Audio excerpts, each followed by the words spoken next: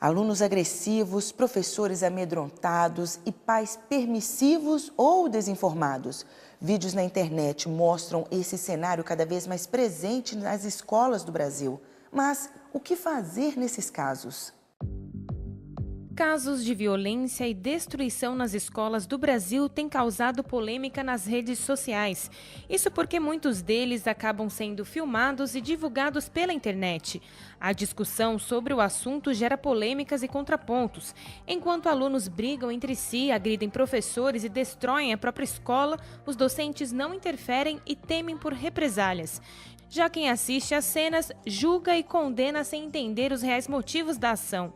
Falta de limites e informações fazem com que esse tipo de problema ganhe peso no país. A criança, quando agride, ela quer comunicar alguma coisa. Quer comunicar uma frustração, quer comunicar uma não aceitação. Então, eu acredito que o primeiro ponto necessário é exatamente entendermos todo o contexto da vida da criança, para nós entendermos o que é que ela está querendo nos comunicar através desses atos. Um vídeo que chamou muito a atenção e gerou revolta no Facebook foi deste aluno de 14 anos que agride e assedia a professora no norte de Minas. Parou!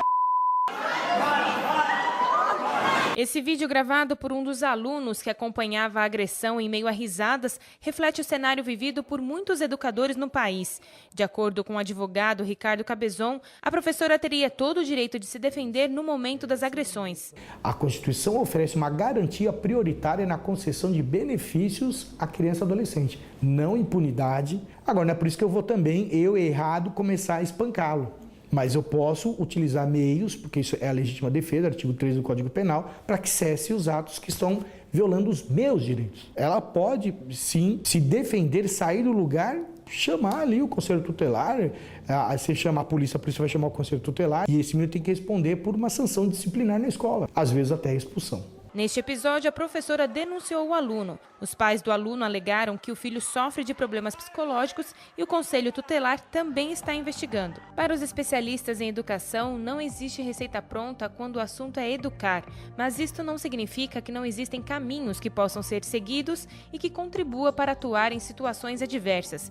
Segundo a coordenadora do Centro Regional de Atenção aos Maus Tratos na Infância, o CRAMI, o mais importante é saber estabelecer limites. Em linhas gerais, a falta de limite ela vem dentro do ambiente familiar, né? Desde muito cedo, né, o limite ele faz parte do desenvolvimento emocional da criança. Então hoje a gente percebe uma confusão muito grande entre colocar limite, né, se eu posso colocar limite, se eu não posso, né, mas o limite ele pode ser colocado de diversas maneiras, né, através do diálogo, né, de uma conversa firme, de uma conversa acolhedora. Casos de brigas entre alunos também é muito comum, tanto em escola pública como particular. E mais uma vez, os professores e diretores nem sempre separam por medo de sofrerem algum tipo de consequência. Agora, estou vendo duas crianças se estapeando na escola. Eu vou deixar, como hoje é muito comum, por exemplo, não só brigarem, mas filmarem a briga porque acham que vão ser depois lutadores de UFC, né? Tem que apartar mesmo. Tem que apartar e chama o conselho tutelar. Então, mas vai falar que eu coloquei a mão. Colocou a mão para separar? Né? Agora eu coloquei a mão e enfiei a mão.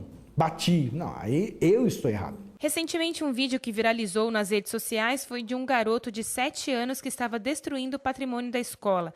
Na ocasião, os professores e a direção decidiram filmar o ato e não interromper o aluno. O que aconteceu? Por que a criança está tão revoltada? Ela está com um surto de cólera, né?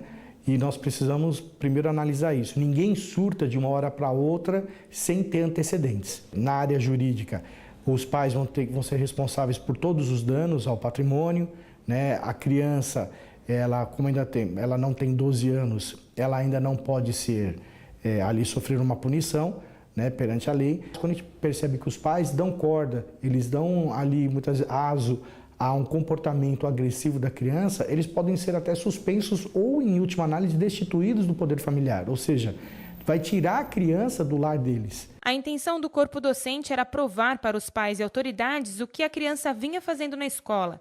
Mas a atitude de filmar e colocar o vídeo nas redes sociais fez com que toda a direção da escola fosse afastada. A veiculação dessas imagens, por si só, já é uma agressão.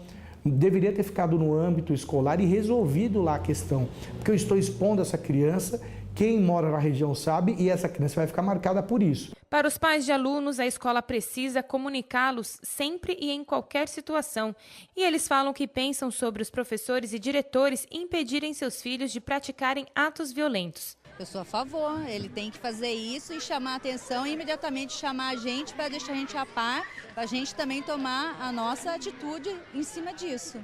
Eu acho que cabe à diretora, aos professores chegarem e tentarem acalmar, sabe? Não filmar. E o que acontece fora da nossa região também é destaque aqui. Vamos para as notícias.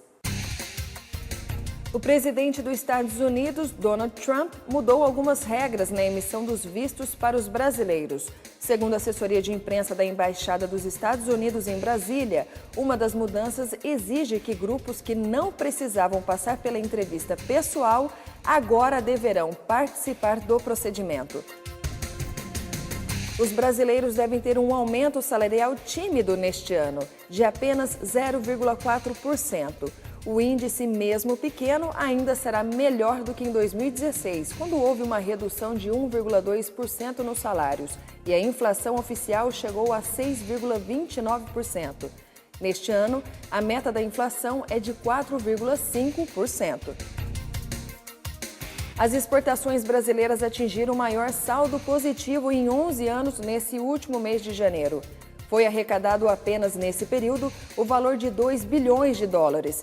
Segundo o Ministério da Indústria, Comércio Exterior e Serviços, o superávit de janeiro de 2017 também foi o segundo maior da série histórica desde 1989. E daqui a pouco eu volto com outras informações da nossa região. Você já ouviu falar em ginástica cerebral? É possível e necessário fazer alguns exercícios para tornar esse órgão tão importante cada vez mais saudável. Quem vai falar sobre o assunto é o psicólogo Marcos Alexandre Ferreira, na entrevista do dia.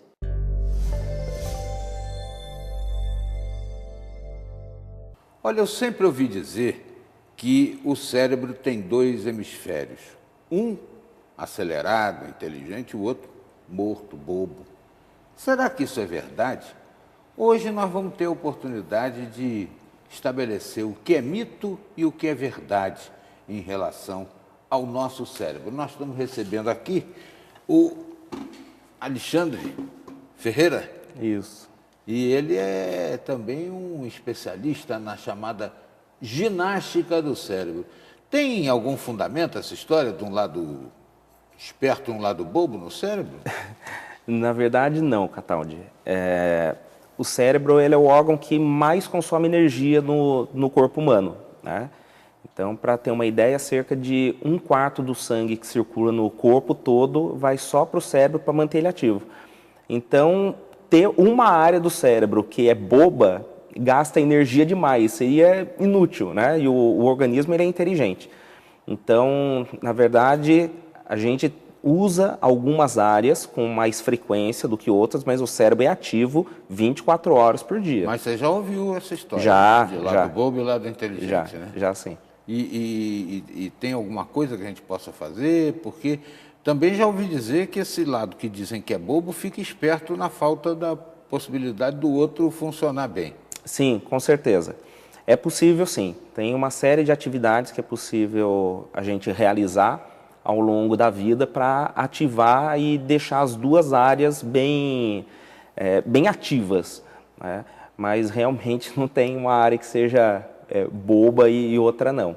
Estou vendo aí que você trouxe um monte de brinquedinhos aí e tal, daqui a pouco eu vou pedir para a gente jogar essa história. E eu vou te desafiar aí. Eita ferro, olha lá, hein? Vou passar por vergonha aqui, professor. Mas e outra coisa que também dizem, né? Que a gente tem mais neurônios no intestino do que no cérebro. E que o neurônio não se restaura. Se a gente perder o neurônio, acaba. É Sim. Verdade? Tem fundamento? No intestino tem bastante neurônio, sobretudo nas microvilosidades, né, intestinais. Mas no cérebro, os neurônios já se sabe hoje que eles se regeneram, né, e que o organismo ele produz neurônios, não com a mesma velocidade que cresce, por exemplo, a célula, né? A gente as células cutâneas, por exemplo.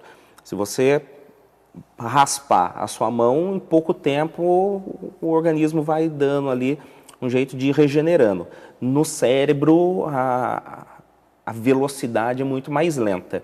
Então, com a ginástica para o cérebro, o que a gente tem aí de benefícios, né? Recurso em termos neurais. As conexões, elas vão se fortalecendo e vão criando-se novas conexões. Então, aquelas que já existem, por estarem mais fortes, elas levam mais tempo para morrerem, né? Vamos dizer assim. Agora, essas pessoas que sofrem acidente vascular cerebral, Perfeito. ou mesmo acidente de automóvel e sofrem lesões no cérebro, elas têm possibilidade de recuperar uma vida normal, ou pelo menos uma vida de qualidade, com o exercício do lado que é menos destro do cérebro, quem sabe? Tem sim. A gente não pode dizer que só a ginástica para o cérebro vai ajudar, vai contribuir demais. A pessoa vai precisar aí de um auxílio com um fisioterapeuta para ela poder recuperar a parte motora, por exemplo, né? Mas a ginástica para o cérebro ajuda muito. Eu até costumo dar o seguinte exemplo. Se você vai para a sua casa e só conhece um caminho para chegar na sua casa, e aquele caminho é interrompido por uma obra da prefeitura, você não consegue chegar lá. Mas se você tem outros caminhos e aquele é interrompido, você consegue dar a volta e chegar na sua casa por um caminho alternativo. Do mesmo modo acontece no nosso cérebro. A gente usa... Até porque é ele que encontra esse caminho alternativo sim, quando tem um problema do trânsito. Com certeza.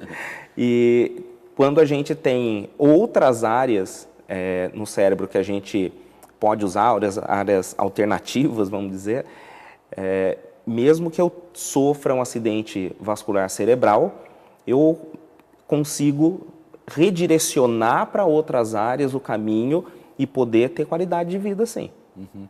Eu tenho a impressão que o pessoal em casa está doido para ver a gente jogando esses quebra-cabeça que estão aqui. Mas ainda antes de falar sobre esses jogos, eu queria fazer uma pergunta a respeito daquele alemão que de vez em quando a gente pensa que está batendo a nossa porta, o senhor Alzheimer. Eu já ouvi dizer que o Alzheimer é uma realidade que pode não estar acontecendo se a gente reconhecer que está esquecendo as coisas. Tem a ver isso aí? Tem sim. Na verdade, os primeiros sintomas com falta de esquecimento, né? Com falta de memória, né? Com frequência no esquecimento, pode ser tanto um sintoma de Alzheimer quanto um sintoma de estresse, por exemplo.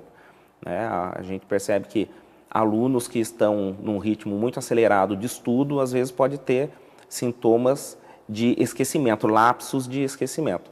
Mas enquanto a pessoa está ali consciente de que ela está se esquecendo das coisas, ainda não dá para saber se ela está desenvolvendo os primeiros sintomas ou não, né? Mas realmente, o Alzheimer a gente não se lembra dele quando ele já se instalou, já chegou, e o estilo de vida que a gente tem hoje tem favorecido muito o processo de Alzheimer, né? Cada vez mais cedo. Você aí de casa está doido para jogar, né? Eu também estou. Só que não vai dar tempo de fazer isso agora. Nós vamos fazer isso no segmento da entrevista, conversando aqui com Alexandre Ferreira, que está nos falando sobre ginástica cerebral, a forma de você exercitar o outro lado do cérebro. Já, já.